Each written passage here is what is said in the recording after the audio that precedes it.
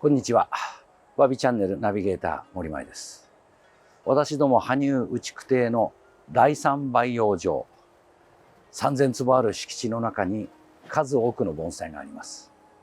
今こうして何百本という盆栽が社会の皆さんの前に飾る盆栽として活躍しています。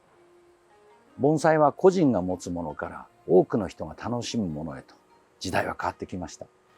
この夏場、盆栽を代表する松の類、五葉松、黒松、赤松などは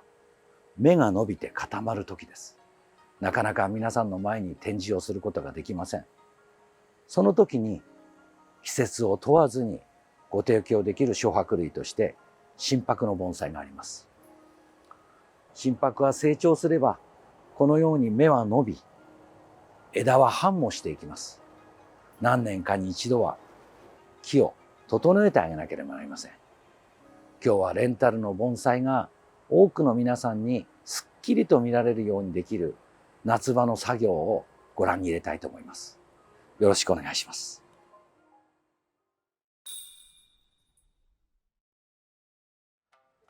さて森山先生、お客さんの前に飾られている木たちですが、はい、培養状態はみんなが努力してやってくれているのでとても元気なんですけど、はい、やっぱ何年かすると真柏ですからはみが重くなっていきます。どうでしょうか、これから手入れをするというのは。やっぱ真柏なんで自然の厳しさを表すためにやっぱ空間とか間を出したいですよね。もこもこしているところから透かし込みをして、はい、皆さんこれからこの木がどのように変わっていくか、ここからご覧に入れましょう。まず森山先生にきれいな手入れをしてもらう前に、今の段階で抜き込むところをやりましょう。皆さんご覧になっててください。まず切り込みだけで空間が出てきます。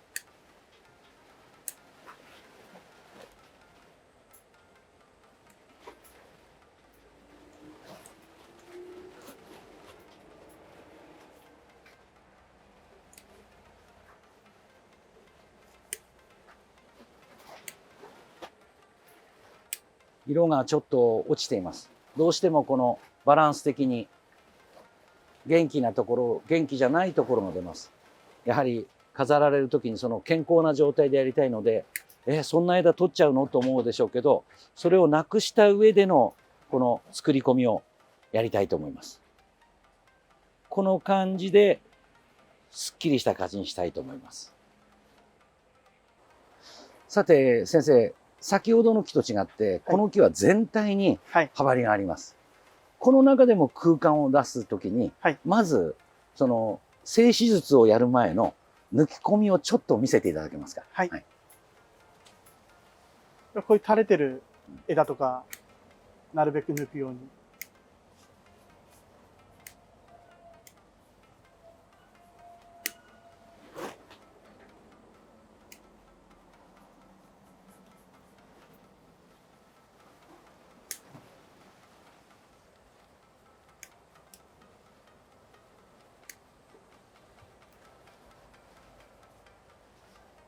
あと間が出るように、やっぱある程度大きな枝も少しは抜かないとダメですね。この枝は正面なのでちょっと軽くします。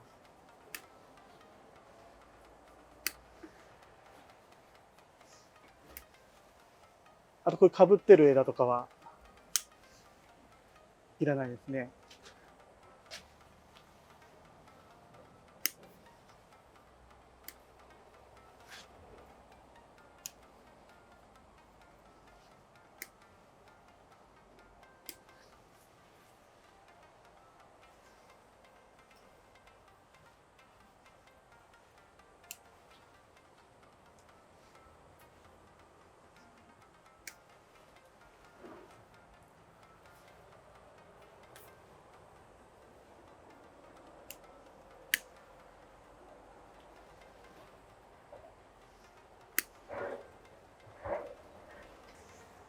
大まかだと大体こんな感じですね。それではこの仕事を見た上で、今このレンタルの、そのいろいろな貸し出しサービス、飾り付け、準備、その若き責任者である小林隼人君にどうぞ。お疲れ様。ではもう一人木村先生のところで今週に一度の勉強を2年3年やっている、近藤君です。今日は森山先生の助手として、はい、先に前もってのその下仕事をやりながら順次に進める作業をここからまた手伝ってございます。普段の盆栽と今度は貸し出す時の美しくする盆栽。基本的に木を作るんではなくて木を化粧仕上げをする。この仕事もプロとして重要ですので、ぜひ学んでみてください。はい。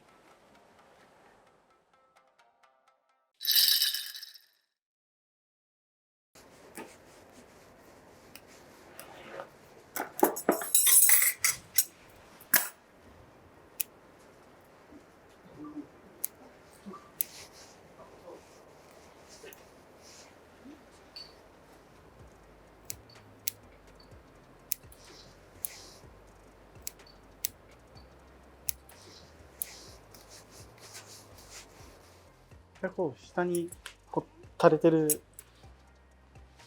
枝あるじゃないですか。もうその手で取れれば手で全部取っちゃって、まあ紀州だからっていうのもあるんですけど、こう全方位にこう芽出るから基本この芽以外はもう取っちゃっていいんですよ。で下枝は全体的にこう垂れ下がるんですよ。そういうのは針金で起こさないとどうしようもないから。だから最初手で取れるだけ取ってでこう垂れてるのを全部こう取ってこういうちょっと垂れ下がってるやつ、真上と真下と垂れ下がってるのは基本はもうで中のこう色が悪いやつとかこう垂れてるやつとかでそういうのは基本もう全部取っちゃって、そういうのがその枝中でこういう風になるとそれも汚く見えるんですよ。でそれをこう垂れ下がってるのを取って全部こういうそれだけでもだいぶ綺麗には。黒松とかも基本一緒で、御用とかこうクロスしてる枝とか葉っぱは全部抜くだけで綺麗に。葉っぱ取るのもなんかそういう意識するだけで葉っぱ取るだけで結構見栄えが良くなって、でもうどうしようもないとこだけもう針金みたいな。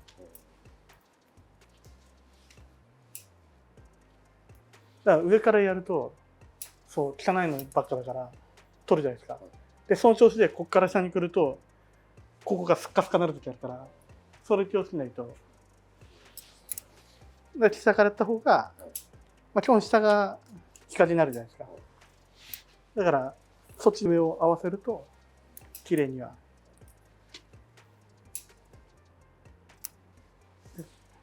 こう近藤君がやってるみたいにこうピョーって伸びたようになるじゃないですか。あれあんま手でむしりすぎるともう今の時期だとスリッパになる可能性があるからハサミでやんないと。春先のちょっとやったやつは手で取っても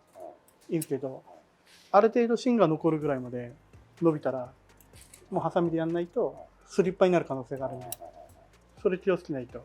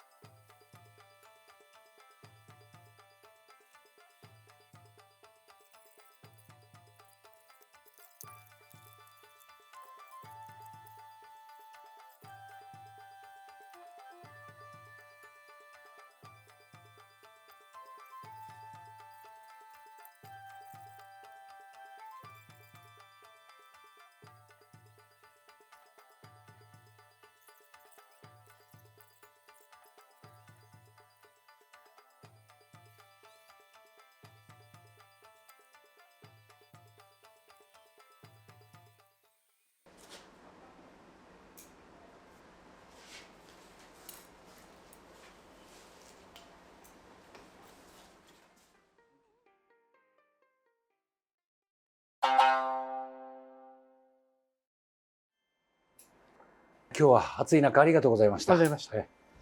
なんかすっきりしたなっていう感じがあると思いますけど、こういう心拍のどなたでもお持ちのようなランク、これをこの夏ちょっときれいにする、そのポイントってどういうところでしょうね。でまずは培養が良くないとこういう仕事はできないんで、まず培養をしっかりしてもらって、ハサミ入れて、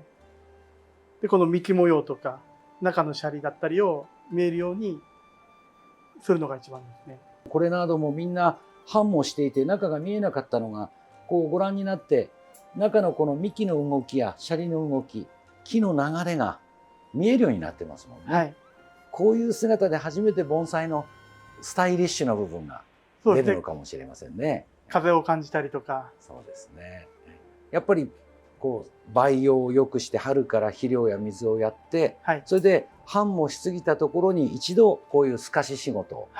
するというところですかね。そうですね。1年を通してのいろんなことがありますが、どうしても私たちプロは名木主体にものを考えますけど、ちょっと見過ごされそうなランクの木、この木でも手入れを重ねることでどんどん良くなる。これなどもみんな森山先生がやりながら、その後うちのメンバーたちが水水を磨き、シャリを洗い、そしてシャリをもう一度塗り直してコントラストをしっかりする。その僕らでいう化粧仕事というんですが、これを繰り返すことで木は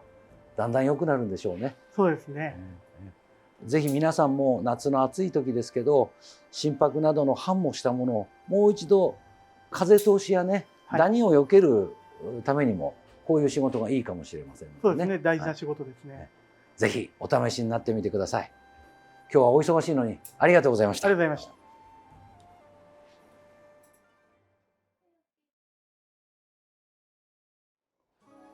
いかがだったでしょうか、皆さん。夏のこの暑い中、一生懸命この夏を乗り切るように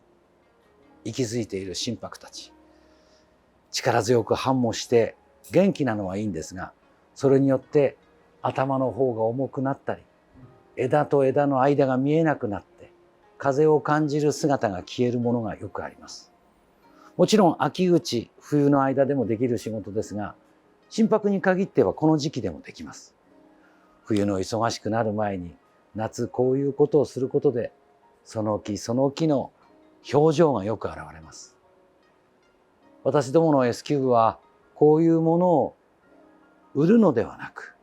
店舗や事務所やいろいろなステージに飾って盆栽の素晴らしさを皆さんに楽しんでいただくサービスのために、このような木が数百点ございます。何気ないような木をもう一度見直して、その木の持っている個性を作る。こんなことも盆栽の楽しみとしてはとても大切なことです。ぜひ参考になればと今日ご紹介させていただきました。わびチャンネルはこういう皆さんの身近なレベルのもの、そして名木、そして水石、掛け軸、飾りの仕方、さまざまなものを皆さんにお伝えして、たくさんの番組を作っています。ぜひチャンネル登録をしていただいてお楽しみいただけるとありがたいです。本日もご視聴ありがとうございました。